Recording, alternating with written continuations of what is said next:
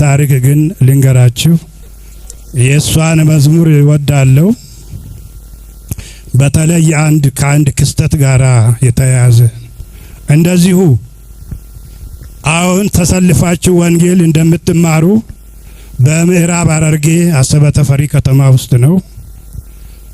ቀን ለቤተ ክርስቲያን ጉዳይ ፍርድ ቤት ነው የዋልኩኝ። ክርክር ነበረ፣ ጦርነት ነበረና እዛ ፍርድ ቤት ዋልኩኝና ስናድር ስበሳጭ ዋልኩኝና ማታ ሰርክ ጉባኤ ነው። ምእመናኑ ቤተ ክርስቲያን ውስጥ ሞልቶ እየተማሩ ናቸው። መድረክ ላይ ወጣሁኝና እንደዚሁ ቁጭ አልኩኝ። ሰባኪው ይሰብካል፣ ወንጌል ይሰብካልና እየሰበከ ሳለ እዚህ ሜዳ ነው። የሚገርም ነገር እባብ እየተውለበለበ መጣ። ጥቁር እባብ። የሚገርማችሁ ነገር መጣና ቀጥታ እኔ እዚህ ቁጭ ብያለሁ፣ ወደ እኔ ነው የሚመጣው። አጠገቤ ደረሰ ምንጣፉ ላይ ሲወጣ። ከዛ በኋላ እኔም ብድግ አልኩኝ። ሌሎችም ተነስተው በዱላ ቀጥቅጠን ገደል ነው።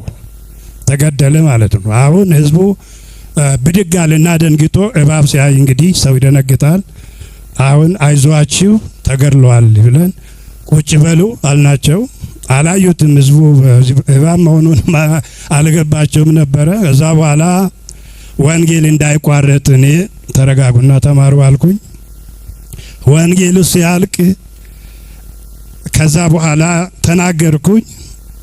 ሰይጣን ከዚህ መጥቶ እንደሚፈታተነን ቀንም አዘን ላይ እንደዋልኩኝ በቤተ ክርስቲያን ጉዳይ ከተናገርኩ በኋላ ያ እባብ በመገደሉ ሰይጣንን በማሸነፋችን ደስ ስላለን እኔ ለህዝቡ ምንድነው ያልኳቸው?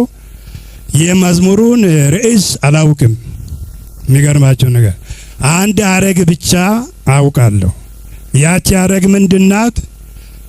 ዘንዶውን አሸንፈዋል፣ ስሙን በክብር ጽፏል የሚለውን መዝሙር ጋብዣችኋለሁ አልኳቸው ለህዝቡ።